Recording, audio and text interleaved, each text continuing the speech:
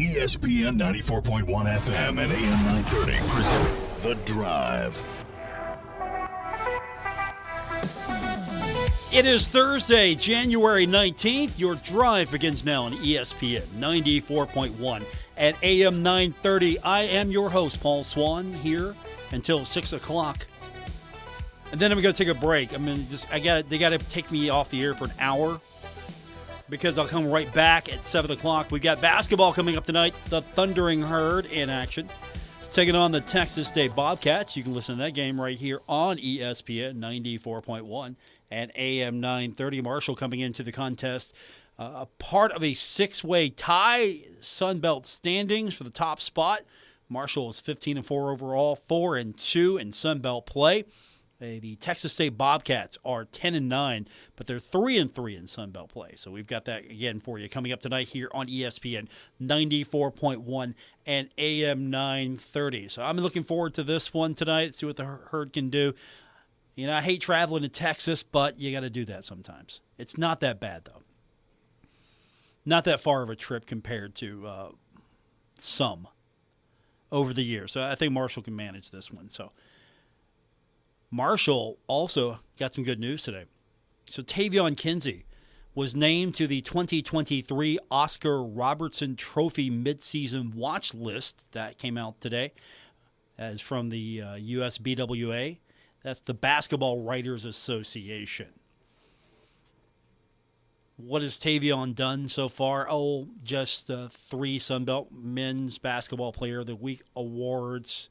He is averaging 20 and only player in the country, averaging 20 or more points and 6 or more assists per game this season.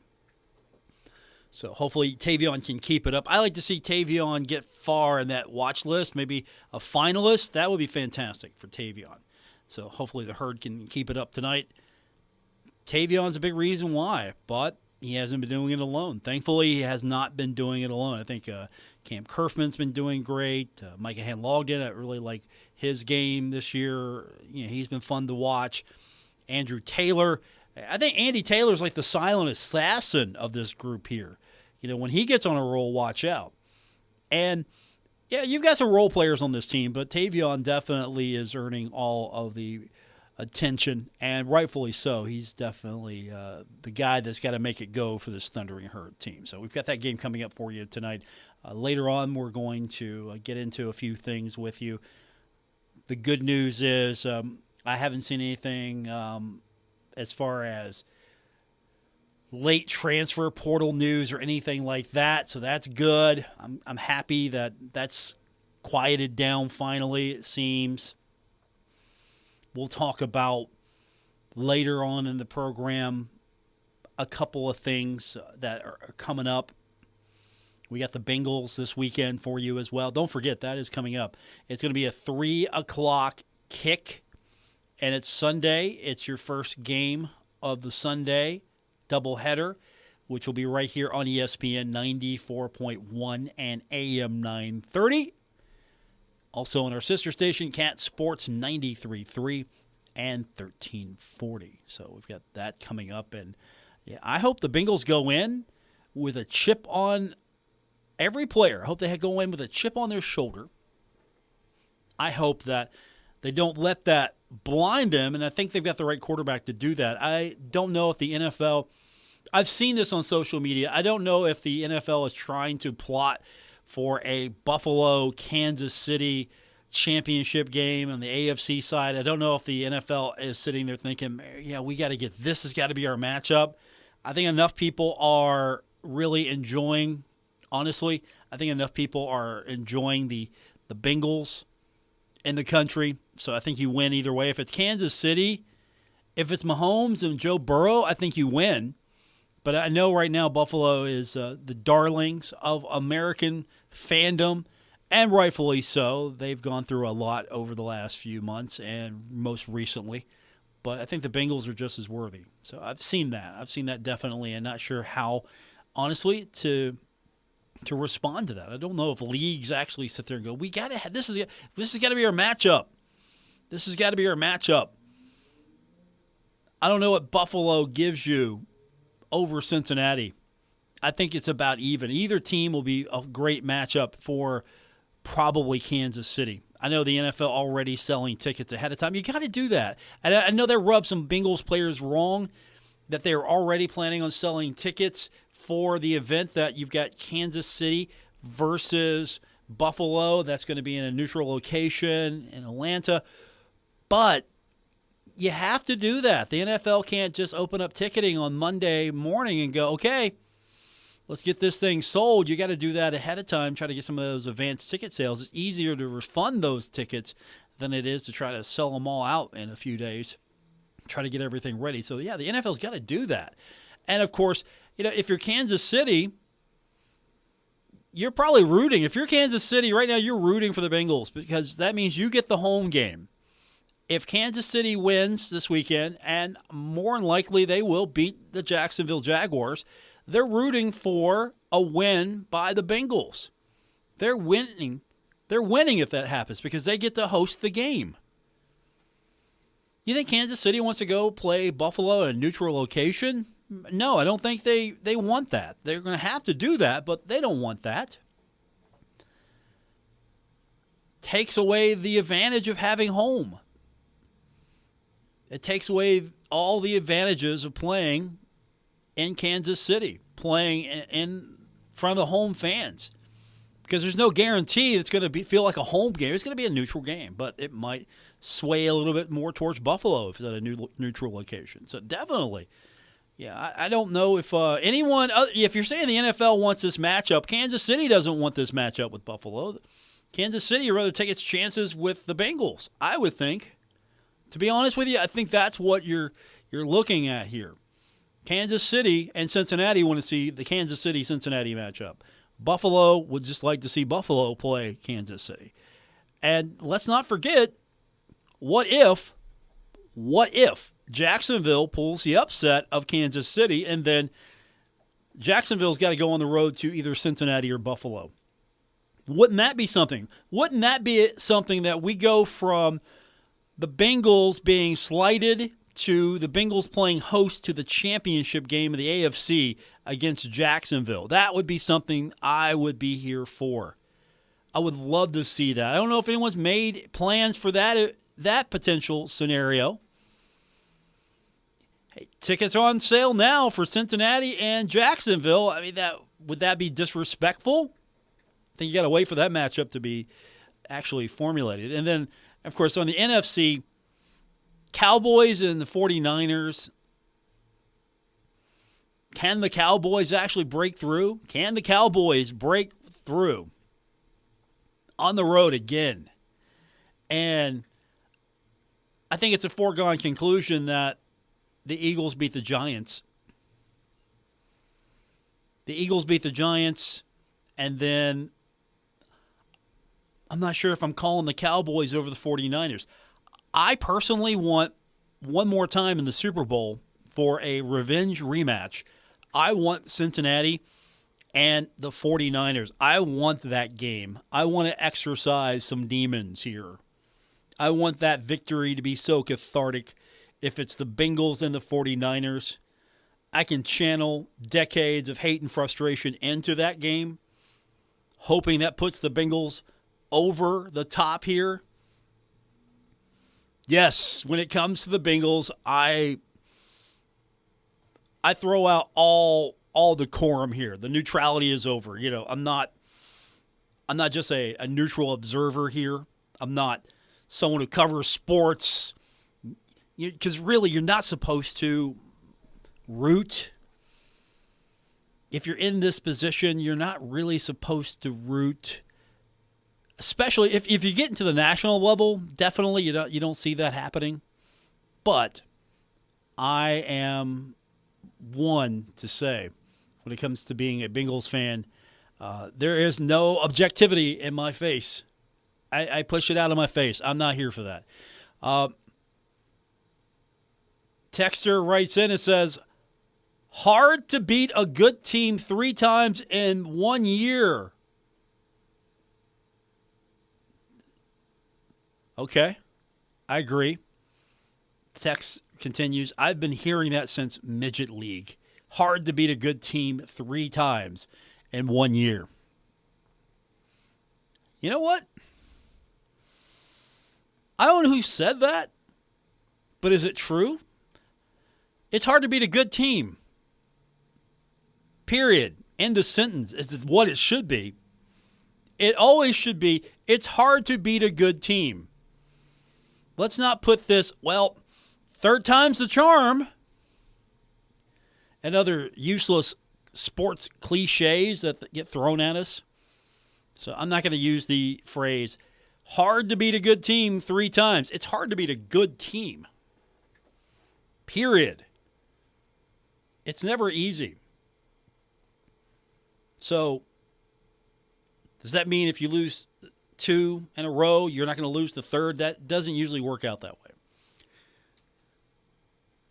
When we continue, we're going to find out, is Byron Leftwich still the offensive coordinator at Tampa Bay? That answer when we continue on today's edition of The Drive on ESPN 94.1 and AM 930.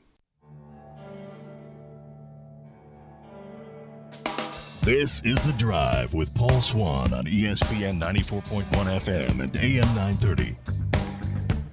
Our text line is open this hour at 304-396-TALK, 304-396-8255. Welcome back to today's edition. It's Thursday, January 19th. It is The Drive on ESPN 94.1 and AM 930. So we've been following this the last few days. Is Byron Leftwich out as the offensive coordinator at Tampa Bay? Unfortunately, today we have to say yes. The Buccaneers have parted ways with him and 4 other offensive assistants also let go this morning. 2 defensive assistant coaches also fired from the team as the coaching staff is now being revamped. Remember when Leftwich, who joined the Bucs as part of Bruce Arians' staff in 2019, was one of the hottest things going? There were a lot of conversations about, hey, he might be on the short list to be a head coach soon. So Tampa Bay ended up last in the NFL in rushing yards and rushing attempts. The offense went down. So in 2021, 61 touchdowns. 2022 season, 31. The team was 8-9. Did win the NFC South. The NFC South was terrible. And they got to host a playoff game. They lose to Dallas 31-14. By all metrics, this was not a good year for Tom Brady. Not a Tom Brady-like year. Let's be honest, Tom Brady's getting up there in age. It's amazing that he can still play. It's amazing. He's probably better than a majority of the quarterbacks that are available right now. But he's not Tom Brady of a few years ago. He's not Tom Brady that won all of those Super Bowls. He's kind of gone down a little bit. And, of course, part of that could be he wasn't really surrounded.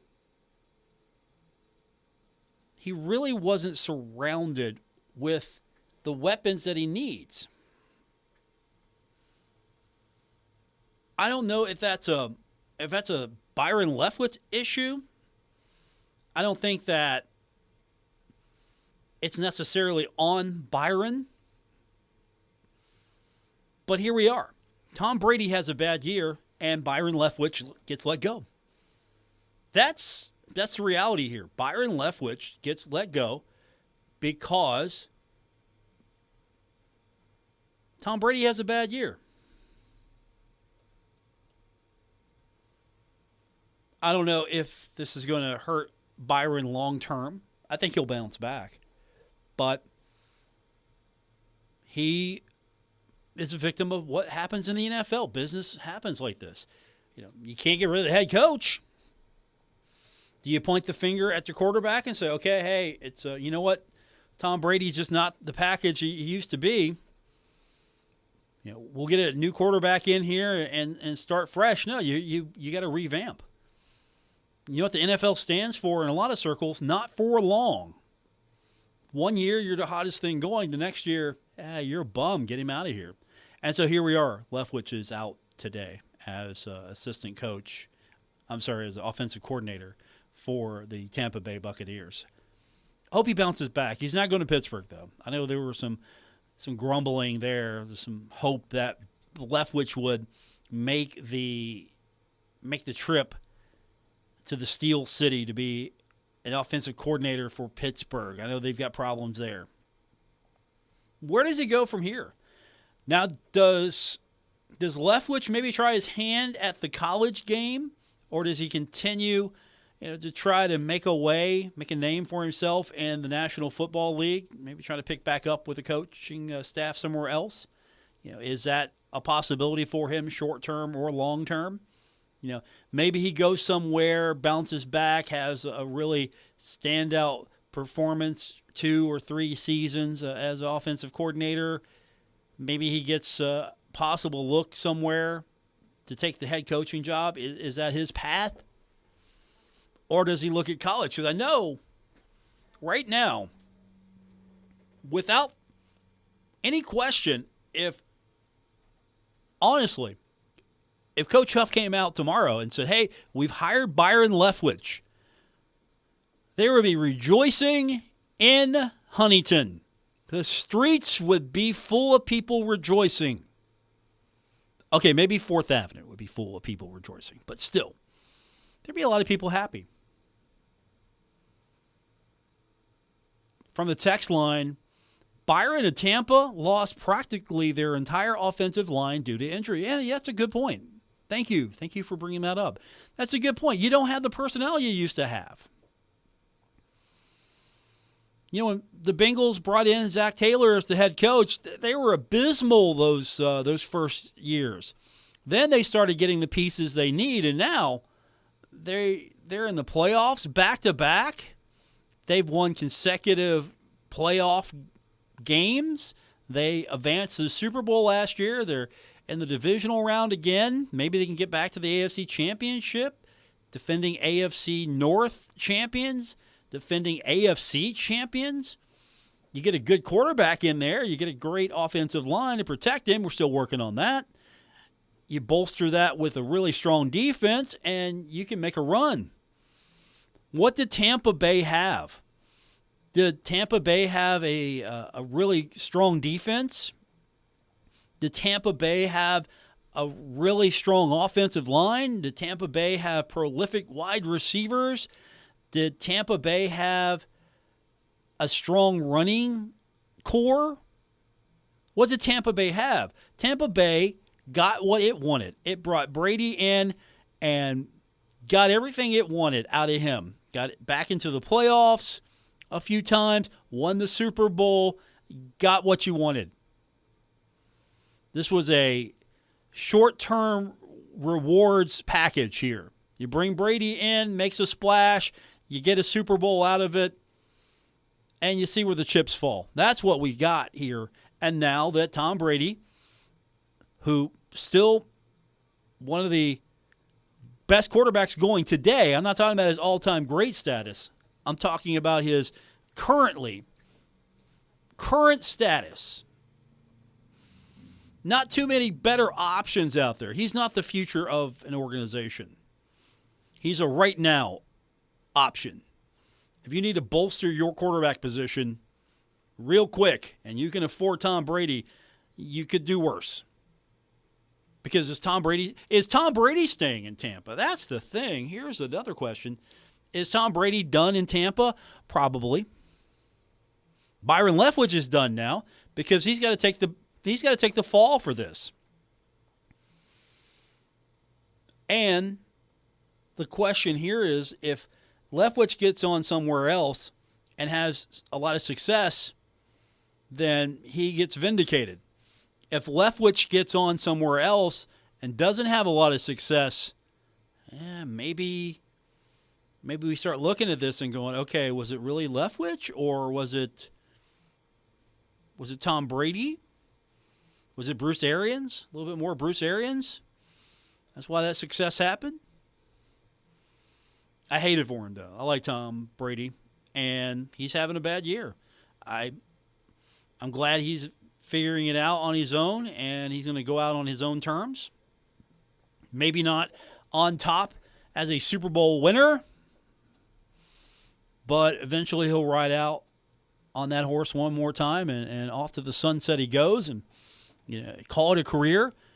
But him trying to continue it, having a bad season, I think cost the Tampa Bay Buccaneers. And I think it cost Byron Leftwich. You got what you wanted out of him in the short term. You got that Super Bowl victory, and you brought some excitement back to Tampa Bay, and you were relevant again. Now, there's a lot of carnage here. Bruce Arians left. Byron Leftwich left, not of his own accord, though. One of the hottest coaches going in the assistant ranks. One of the hottest coaches going. What's his hot status now? It's cooled off a little bit, hasn't it? And it's part because of this. If he comes back to Marshall, though, in any capacity, I think we'd be here for it, though. Wouldn't that be cool, though? If he maybe turned his attention to college, bring his NFL experience into the college ranks, maybe come back to Marshall, I don't think anyone would turn it down. Say, hey, any chance I can come back to Marshall? Come on in. Let's bring Coach Leftwich back. 304-396-TALK, 304-396-8255. That's the text line to be a part of today's edition of The Drive, ESPN 94.1 and AM 930.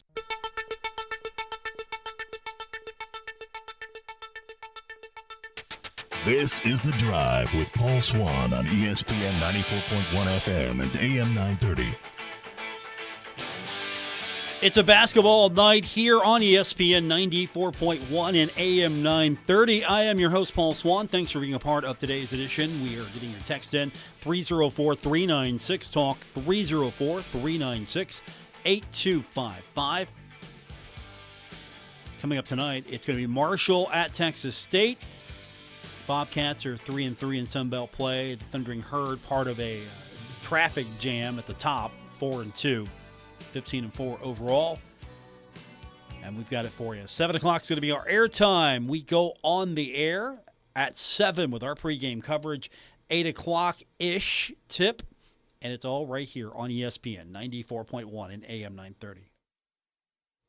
If you just joined us, Tavion Kinsey also named the 2023 Oscar Robertson Trophy midseason watch list. That is from the USBWA. That's the Basketball Writers Association. So we'll definitely hope for another standout performance from Tavion Kinsey tonight. So basketball is pretty much what's happening. The women are in action tonight, 6 o'clock, taking on Troy. Troy's one of the best teams in the league. They're bigger. They're very good at rebounding.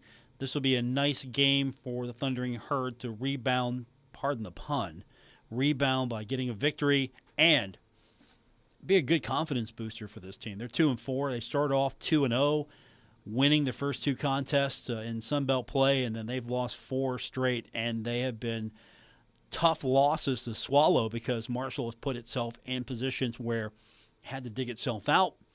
I think this team is a better team than that 2-4 record. Big fan of Tony Kemper, so hopefully he's going to be able to pull this one out tonight. So that's happening tonight at the Henderson Center for those of you maybe heading to the arena right now.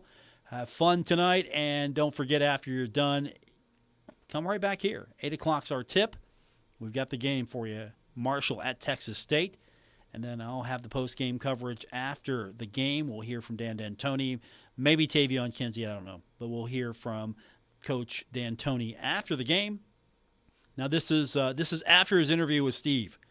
So after the interview with Steve, we'll get him in a media scrum. We'll have that for you, and that will be immediately following the game broadcast. So keep it right here on ESPN 94.1 and AM 930. So it's a basketball day, but I was trying to get Coach Swann on today, Michael Swann, the head coach of the Marshall women's soccer team, because the schedule's out today, the women's soccer spring schedule. And It looks challenging. Concord, and they've got home matches as well. They are taking on home-wise Concord on February 24th. There is an international team. That was on the schedule. That was the indicator. International team on the 26th of February. Don't know the time of that just yet. That's a home game. So I don't know. Maybe he's bringing in someone. Maybe it's a pretty big name. I don't know. So international team, that's got me interested. Morehead State is going to be on March 4th. Kentucky's a home game on March 26th. They're going to be on April 2nd at Virginia Tech, Radford at Radford. So we'll see what that looks like. And they've got Ohio Bobcats in a home contest April 7th. That's going to be a 7 o'clock affair. So we'll get Coach Swann on next week. Try to get him on today. Schedule wouldn't allow it, but I'm curious about this international team. And you remember Coach Grassi, when we were talking to him around these times last year, they were getting all set for the College Cup, playing some spring soccer, opportunity to show what that would look like. Also, the fact that they were playing for a trophy. They got to go to Columbus to do that. They were all excited about that. So really advocating. Would you rather see, I think both coaches actually probably want to see spring soccer over fall soccer. I think I'm in agreement with them on that. I think I would prefer to see spring soccer than fall soccer. Again, I'm not an expert when it comes to soccer. I will tell you that. Conversations continue to be had, especially on the Stat Crew row at Marshall basketball games. They still talk about me, about my affections for soccer. Let me clarify. I am a Marshall soccer fan. I am a Chris Grassi fan. I am a Michael Swann fan. I'm a fan of Marshall soccer. I actually did watch the World Cup. I will own that. I watched the World Cup. I watched the championship of the World Cup. And I will admit that if it was always like that, I would probably be more of an active watcher, viewer. They're not all like that. That was being claimed as the greatest World Cup match of all time. And so that's my standard. I want to see it like that. But I will agree, if it was a spring sport, it'd probably be better. I think it'd be easier. It would stand out a little bit more. I mean, come on, what are we thinking about when it's fall? We're thinking about football. We're not even thinking about basketball, at least NBA basketball. We're not even thinking about that until after Christmas. For football, we just wrapped up the college football championship. You know, we're getting to the NFL playoffs right now. We're still football focused. Once the NFL playoffs are over, we'll be ready for March Madness. Until then, if you're a diehard basketball fan, it's basketball season. If you're everybody else, it's pretty much, hey, March Madness. I think that's where we're at with this. I know we went from, hey, here's the spring schedule to that conversation, but it's true. We'll get Michael Swann on. We'll wrap this one up when we continue. Don't forget, we got basketball coming up tonight, and it's right here on ESPN 94.1 and AM 930. We're taking Paul Swann everywhere. Download or subscribe to The Drive with Paul Swann on Apple Podcasts, Spotify, or wherever you get your podcasts. And it's totally free, by the way. Totally free. So you can follow our podcast. I don't know if I've told you this. I had to explain this to my dentist. That he's like, so let me get this straight. I got to pay you money for the podcast. I wanted to reply, yes, you do. You have to pay me money to listen to the show if you missed it live. But no, you don't have to. All you have to do is go to Apple Podcasts or Spotify or any other service that you like, that you use, and just go ahead and search up The Drive with Paul Swann. You find that show. You hit the the button that lets you bring it to your phone, and there you are. You are a follower now. That means you're part of the club. And if you miss any edition of the show, you miss it live, you can go back, catch it anytime that you want to. And if you have never heard the show live and all you do is listen to the podcast, thank you as well. We'll get your text in this hour, 304-396-TALK, 304-396-8255. That's going to be the number to be a part of today's edition of The Drive here on ESPN 94.1 and AM 930. We got Marshall and Texas State coming up tonight in Sun Belt action. The Thundering Herd making the trip. This is going to be interesting because, again, we don't have really a frame of reference here. We don't have a frame of reference between Marshall and Texas State. First time these two programs have met. So this is Marshall going to San Marcos, Texas for this one. Marshall's 15-4, 4-2 in Sun Belt play. Texas State is 10-9, but 3-3 in league action. So not really a frame of reference here for this one tonight. We don't have any past matchups to look back on. Is it going to be Marshall? And Marshall, Texas State, will this be the battle? I mean, they are the Texas State Bobcats. So could this be our Sun Belt equivalent of Ohio? Texas State's the new stand-in for the Ohio Bobcats, so it's the Texas State Bobcats. That's going to be the opponent here. You look at what they've done, and they started off with losses in conference play against ULM and Troy. And they have 3 victories against James Madison, South Alabama, and Arkansas State. And then they faced off against ULM again and lost that one. So they've lost at home against ULM, and then they've lost on the road at ULM. So now they might have an opportunity here. They're playing host to 3 in a row. They've got Marshall now, then Louisiana and Georgia Southern. And then they got 3 on the road. And then finally, it kind of balances out for them. In February, it's more of a normal schedule. They'll have 4 on the road. They'll have 4 at home. But in January, they have this schedule where they've got 3 at home, 5 on the road. Now, December was okay for them. It's not as if they've been on the road all season. But then you look at Marshall. Marshall's got this stretch here coming up where it's going to be at Texas State tonight and then at Arkansas State. They'll come back home. They've got 2 at home against ULM and then Georgia State. And then the Herd will have, are you ready for this? They will have 4 on the road, 2 at home, and then 2 on the road. So in February, they're going to have 2 home games. 2 home games for the Herd in February. That's it. So go now.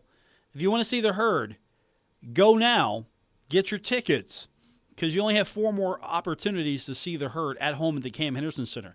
I mean, in January is a pretty fair schedule. 5 home games, 4 road games. I apologize. It was 3 road games. 3 road games, 5 home games for the Thundering Herd.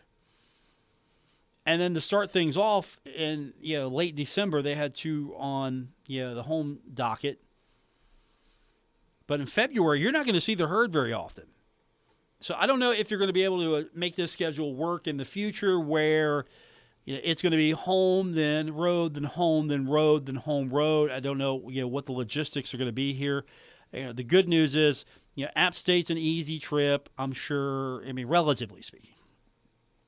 Louisiana's not going to be. Texas State and Arkansas State. This is the long trip. But the second week of the road trip is Coastal Carolina, then Georgia State, and then the final road trip is JMU and Old Dominion. Both of those relatively easy to get to here compared to say tonight's contest and Saturday's tussle with Arkansas State. A little easier to get to JMU than Old Dominion, but Do you like this Sun Belt schedule? I'm not talking about the opponents. It's just the travel involved. The way it's structured a little bit. Could it be better? And I don't mind not having a travel partner. Actually, I prefer not having a travel partner because you get to see different matchups, of course, and it's not one of these situations where you're trying to work out the schedule with your travel partner to make it fair. We see some really goofy, and that's the word I'm going to use, goofy schedules when it came to Marshall and Western Kentucky. And don't get me wrong, I liked the series with Western Kentucky. It was goofy. Absolutely goofy how that was scheduled sometimes. At least here, at least with this schedule, it's not so bad. And the Sun Belt Tournament's on March 2nd. Sun Belt Tournament. So, actually, Marshall will wrap up on February 24th, if I got my schedule right. And then the Sun Belt Tournament will be shortly thereafter, but not so bad. And it's actually, Sun Belt Tournament's actually February 28th, and then March 2nd, 4th, 5th, and 6th. So, not that much of a turnaround, but again, it's not, you're playing at Old Dominion, and then you're heading to the Sun Belt Tournament in Pensacola, Florida. That's not terrible. It's better than going to the Star in Frisco, Texas, where you go into a really nice football facility for the Dallas Cowboys, a football facility designed to be a first-class facility for football, and you've converted it into a basketball tournament site. And I applaud this thinking out of the box. Absolutely applaud that. But this is probably going to feel like a basketball tournament because the Sun Belt has recognized that it's doing well in football. The Sun Belt has recognized that. It's doing well, want to continue to move forward. Try to do things, be proactive, be aggressive, try to grow the league. Knows it's not a, quote, Power 5 league, but trying to be that scrappy group of five. Trying to be the best of the rest, right? The whole idea that I thought Conference USA should embrace. Okay, you're not going to be the Power 5. You're not going to be the Autonomy 5. Be the best of the rest. Be that scrappy sixth league that you better watch out for. Because if you're not careful, they could come up on you and get you. And I think that's where the Sun Belt is right now, especially with the effort to try to really improve basketball. And I think this is a better basketball league than I was thinking coming into this. I thought that Marshall would just run this thing, and Marshall's had to scrap a little bit in this early part of the schedule. I still think Marshall could have beat JMU. I still think Marshall could have beat Georgia Southern. Get an opportunity to get those games back. But if Marshall can beat Texas State on the road and then Arkansas State, we'll see what the Herds got against ULM and Georgia State, the final home games in January. All of this is coming up tonight. We got basketball. Herd taking on the Bobcats. We go on the air 7 o'clock right here on ESPN 94.1 and AM 930. Also going to be on 93.7 The Dog. We'll have hopefully an update from the women's game as Marshall is getting set to take on Troy. Coach Kemper and his squad looking to bounce back after 4 straight defeats. Hopefully that will happen tonight. We'll try to get his comments as well for our post game. So stick around after everything is said and done tonight with the show. We invite you to stick around or come back at 7 o'clock for our pregame coverage, Marshall at Texas State. And you can listen to all those games here, again, on ESPN 94.1 and AM 930 or 93.7 The Dog. And then stick around after that because I've got post-game comments and coverage, and we'll talk about it. If it's a Herd victory, We'll celebrate. If it's a Herd loss, well, we'll try to figure out what happened. And we'll do so all together. So that's what we've got in store for you tonight, and I'm looking forward to it. And I hope you stick around as well. So it's going to be fun. Marshall taking on Texas State here on ESPN 94.1 and AM 930. All right, you know what that music means. We're done for the hour. I thank you for being a part of today's show. We'll do it again tomorrow. But coming up in an hour, it's going to be Marshall taking on Texas State, and we begin our coverage with Huntington Federal Savings Bank College basketball today, live from the studio here as the Herd gets set to take on the Bobcats at Texas State. Thanks again for tuning in, and I really do appreciate it. You can find me more on Twitter at Paul Swann. You can subscribe to our podcast, which means you can get it for free. It's a free subscription. It's on Apple Podcasts, Spotify, or wherever you get your podcasts. Thanks for tuning in here on ESPN 94.1 and AM 930.